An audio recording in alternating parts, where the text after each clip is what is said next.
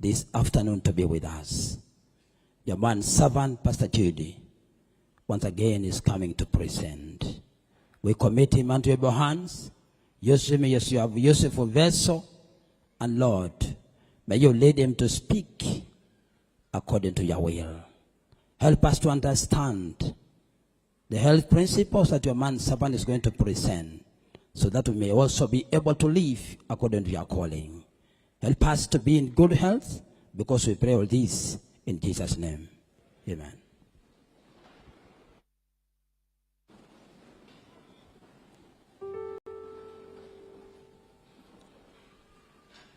Good afternoon. We have come to another beautiful moment that we are going to listen to the servant of God. I believe we have been richly blessed by the messages we have been receiving from the health segment.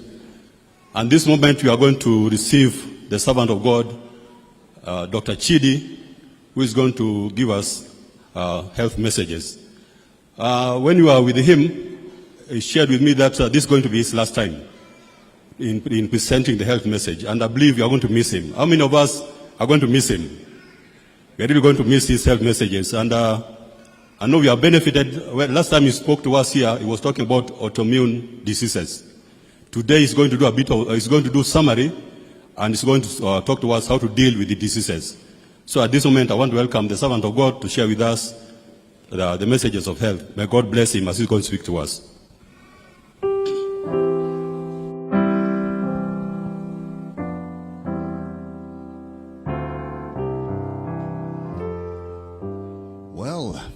It's great to be back.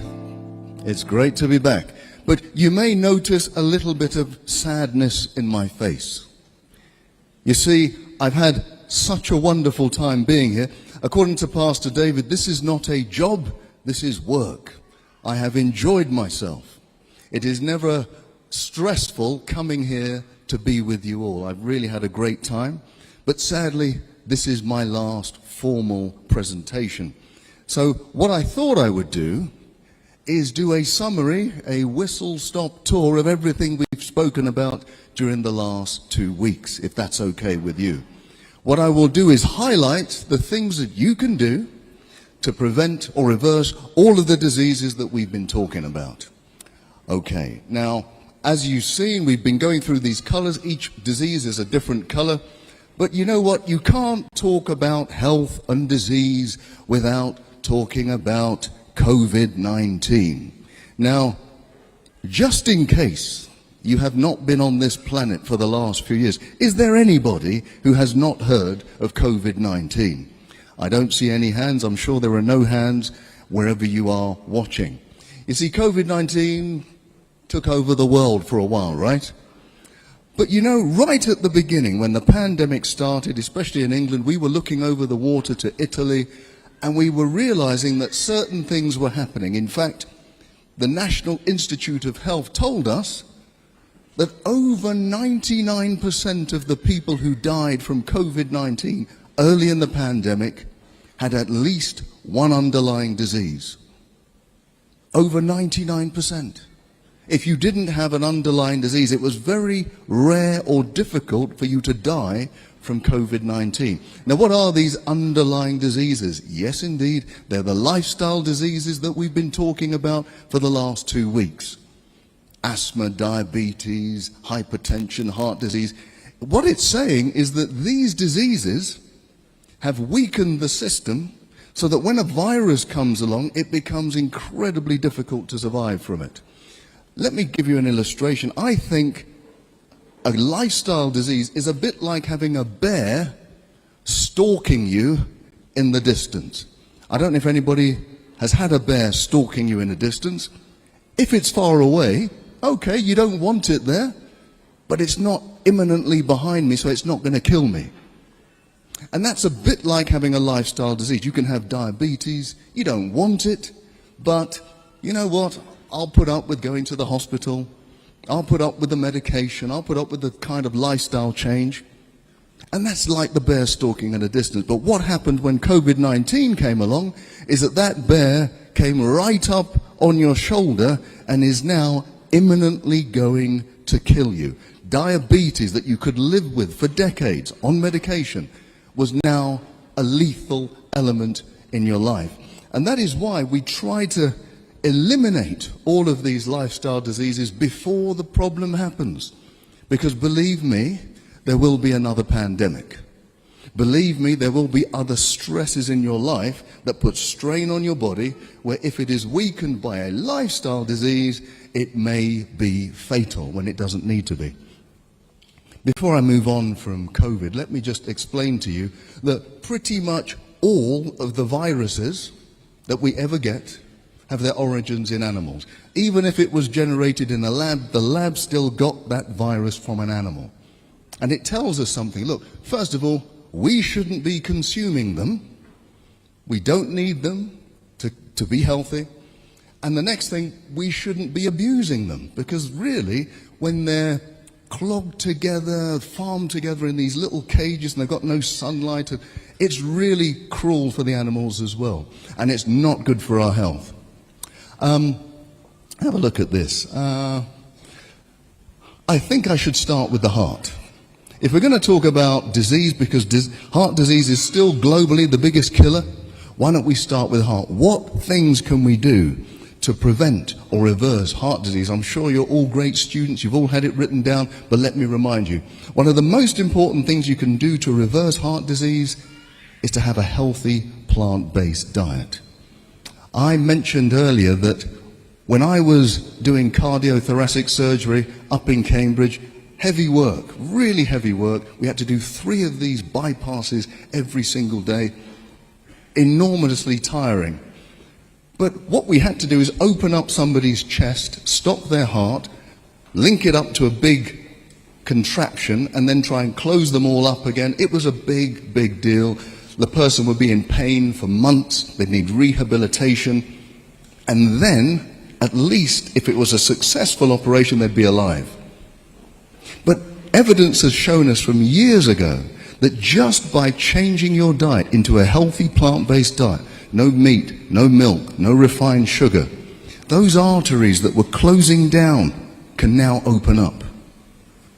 Now, for me, even today, I've been doing this for many, many years. It's still miraculous to me that you can reverse one of the biggest problems in the world in terms of health just by changing your diet. You can get rid of doctors like me, and you can just replace it with a healthy diet. That is amazing, and I commend it to all of you. Some of you may have heart disease today. You may have an appointment to see a doctor in a few weeks or months. I can guarantee you, if you go onto a healthy plant-based diet today, by the time you see the doctor, you may not even need an operation. I guarantee that's true. I've seen it with my own eyes. So that's heart disease. What about high blood pressure? If I was to ask you, do you know somebody with high blood pressure? Everybody would say yes. It's such a prevalent disease. Now, what few tips have I given you to reverse high blood pressure? Well, plant-based diet is absolutely good. You have to exercise. We've seen Teeny skipping along this very stage, demonstrating how we have to exercise. It's brilliant. Water. I think water is one of the simplest things you can do to lower your blood pressure. Remember the example I gave you. If you were swimming in a lake, that's fine. If you were swimming in a lake of honey, that will be incredibly difficult because it's so thick. And that's what happens to your blood. If you don't have enough water in it, it becomes incredibly thick. You then have to use a lot of energy to push that blood round the system. Therefore, your blood pressure has to rise. Here's something though, going on from the plant-based diet, we said that greens do something quite remarkable in our arteries. They get the interior of our arteries to release a chemical called nitric oxide. That nitric oxide opens up the arteries all over. I told you nitric oxide is the active ingredient of Viagra. Okay, I know none of you have heard of it, none of you need to use it, but I can tell you when it comes to things like erectile dysfunction, rather than reaching for the pill, the best thing to do is reach for those greens. And let me remind you, gentlemen, because this is very important, if you have an episode of erectile dysfunction, you're at a high risk of having a heart attack or a stroke in the next 5 years. So rather than just going to the pill, start thinking about changing your lifestyles. Number 3, cancer. What things have we said about cancer? Well, I always tell people, and I've been speaking to a lot of people in the clinics throughout the weeks, if you have cancer, there are certain things that you must do. Cancer loves sugar. You must eliminate refined sugar. Vitamin D is key. You must have high levels of vitamin D. I recommend 20,000 units per day. Along with that, vitamin C, high dose. I have seen with my very own eyes people on high doses of vitamin C having their cancer reversed. We cannot guarantee it. Don't quote me. You can't guarantee it. But I have seen people on high doses of vitamin C have their cancer reversed. And remember, if you do have cancer, you must seek medical advice. I told you earlier during the week that those people who just say, I just want to go the natural route, often they don't survive. What you must do is seek medical attention and do the lifestyle, and then you have the best possible chance of surviving cancer. Medical attention alone does something, but it doesn't do everything. I remember when I used to be in the hospitals, the doctors would treat you for cancer and then allow you to eat the same foods that would cause cancer. That doesn't make any sense. So hospital treatment is good, but match that with lifestyle change, you've got a great chance of getting through, honestly. Now, what else can you do for cancer? I always say you should spice up your life. Spice up your life. Spices are really the keys to a healthy lifestyle too. They're like nature's natural drugs. The more spices you have in your life, the better your cells are going to be. Turmeric, most of us have heard of turmeric. It's a powerful antioxidant.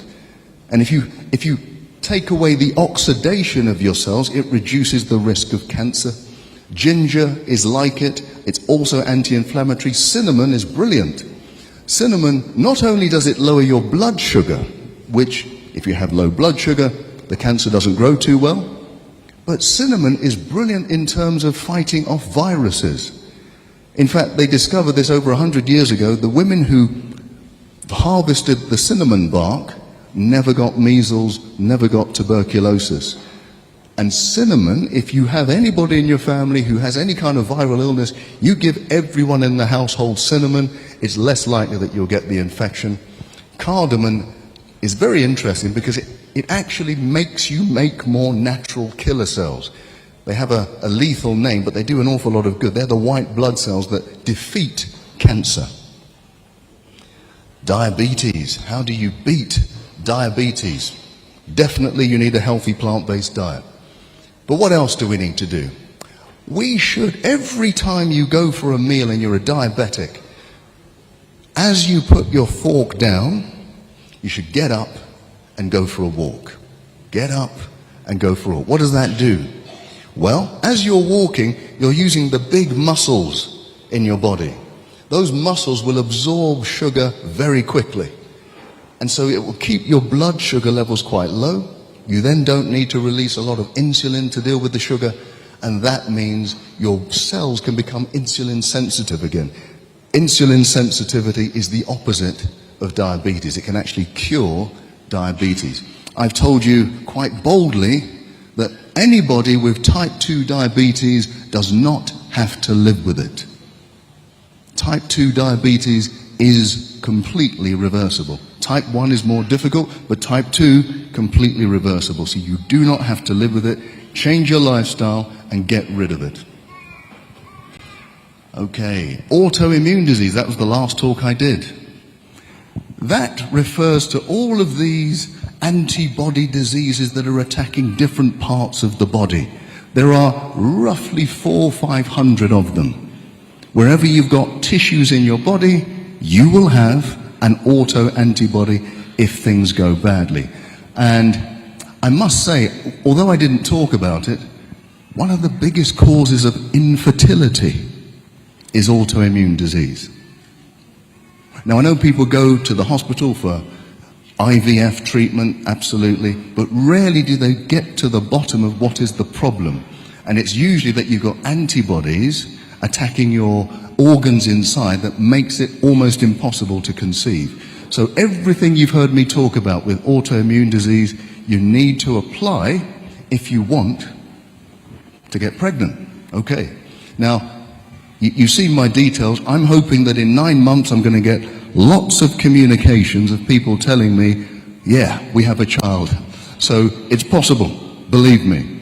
Now, some of the things, if you weren't here the other day, some of the big things that you need to do to get rid of autoimmune disease is get rid of milk, because milk is one of the key factors that generates these antibodies. Deal with stress. Make sure you avoid refined sugar. Have high doses of vitamin D. If you do that, you have a great, great chance. A bit like a little boy called Bart Simpson, don't have a cow, man. Stay away from the milk. Okay. Now, this is increasingly a problem on this continent of Africa. Didn't used to be. You go back 50 years, there was very little obesity on this continent in Africa. Now, with all of the imports of Western culture, including Western food and Western lifestyle, we're getting exactly the same problems that they get in the West. How do we defeat it? I always say, get rid of the white stuff. This is not a racist statement, folks. This is not a racist statement. I'm saying get rid of the white flour, white pasta, and of course that white substance, sugar. You know, sugar, if you look at it from afar, it looks a bit like heroin. And by the way, it activates exactly the same parts of your brain for heroin addiction. That's why giving up sugar can become so difficult. But remember, I did give you some help in overcoming sugar addiction. Remember the Dr. Chidi method, named after some obscure doctor? You remember that? So for those of you who don't remember, let me tell you, when that donut is calling out your name, the worst thing you can do is say, I can't eat the donut. Because if you do that, your brain will just desire it even more. What you must do is say, I will eat the donut, but I'll eat it in half an hour. At the same time, eat yourself an apple. Now that apple will release sugar slowly into your bloodstream, slowly so that you don't get this insulin spike. And after half an hour, you'll have enough sugar in your system to overcome the desire for the donut. You're not looking convinced. If at the end of the half an hour you still want that donut, do the same thing again. At the end of the day, you may have eaten 5 apples. That's okay. That's your 5 a day, right? But even if you fall off the wagon, even if you succumb to the donut, I guarantee you will eat it less frequently than if you didn't try the Dr. Chidi method. What does Dr. Chidi stand for? Don't resist it, choose to have it, but delay it. Dr. Chidi, there you go. Now you'll remember my name, okay? That's the only reason why I did that for you. But seriously, sugar has been a serious business, especially on this continent. We used to be slaves for sugar, now we're slaves to sugar. We need to get rid of the sugar, absolutely. Now, we must not forget dementia. Okay, some of you understood what I was talking about. We must not forget dementia. Okay, I can hear one person, they've understood. Right, dementia, for me, is now one of the most feared diseases around. When I was younger, a younger doctor, it used to be cancer. But now dementia, losing your memory, losing your personality, nobody wants that. It's a fearful thing. The good news is, and there is good news about dementia, it is a lifestyle disease. It is not random. Now you may have seen studies to say, well, there's a genetic makeup. There is. There are genes for dementia. But there are people who have the gene for dementia who don't get dementia. There are people who don't have the gene for dementia who get dementia. The biggest factors are lifestyle factors. So for example, you will know that if you have high blood pressure, that's a risk for dementia. You can reverse up to 90% of the symptoms. Now maybe you've never heard that before. Because most people think, once I've got dementia, it's just a long road down to ruin. That's not true. if you are diagnosed and you change your lifestyle, you can reverse up to 90% of the symptoms of dementia. Talking about stress, we spoke a little bit about depression and anxiety and stress. What little signs can I give you to help? Well, remember what we said. There are triggers for depression. There are triggers for stress. And the big ones are debt, divorce, disease, and death. Now, we can't avoid some of them, but when they come to us, the best thing to do is to not hide away and keep it to yourself. The best thing to do is to get help quickly. The quicker we get help, the quicker we understand that we're not alone, that other people are going through exactly the same thing, the quicker we can cure ourselves or head off depression. What else do we need to do? If you're depressed, you might find it difficult, but one of the ways to break that cycle of depression is to get into some physical activity. Whether it's going for a walk, a run, a swim, whatever. Maybe you need somebody to encourage you to do it, but it will break that cycle of depression quicker than just about anything. The next thing you can do is do something, even if it's small, for somebody else. That sounds strange. You're depressed. Why am I going to do something for somebody else? Well, we have shown through scientific endeavor that by doing even a small thing for someone else, it takes your mind off of yourself. And that can break that cycle of that spiral of self-thought. So the more you can do for somebody else, even if you don't feel like it, think of it as if you're doing something for yourself when you're doing something for somebody else. Being kind to somebody else is actually being kind to yourself. What else? I mean, we have to know how to heal from depression, and we've talked about it a lot. Forgiveness.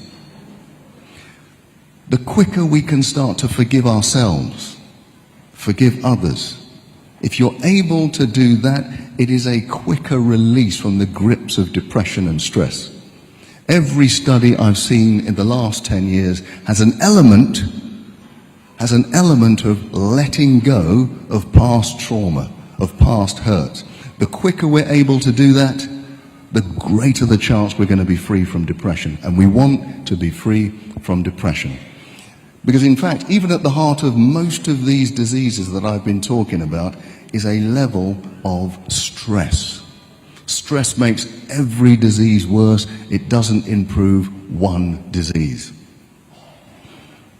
Right, so in fact, we know that disease is what? Dis-ease. So if we want to get rid of disease, we're going to have to start to be at ease with ourselves. We can only do that if we learn to forgive, if we learn to let go, and if we learn to look forward and stop looking back.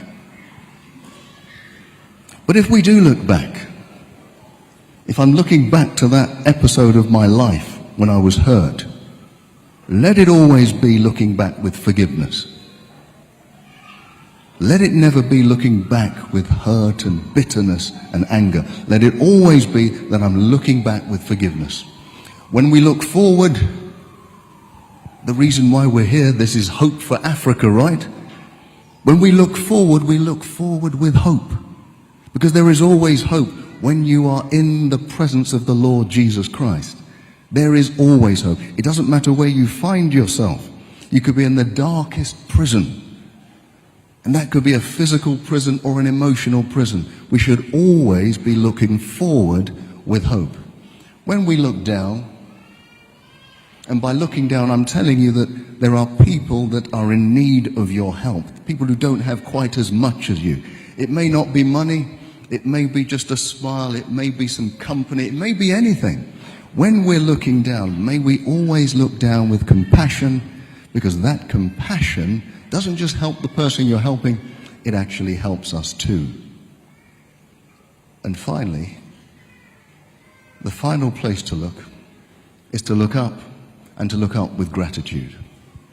Wherever we find ourselves to be, let's remember that God has got us here. He will get us out of wherever we are, and He has a great future in store for all of us. We should be full of hope. We should be full of gratitude because we serve a mighty God. He will never leave us. He will never abandon us. It doesn't matter if everybody abandons us. He never will. Let's be grateful for that. This has been an absolute pleasure for me to be here, to be with you all, to be with my family.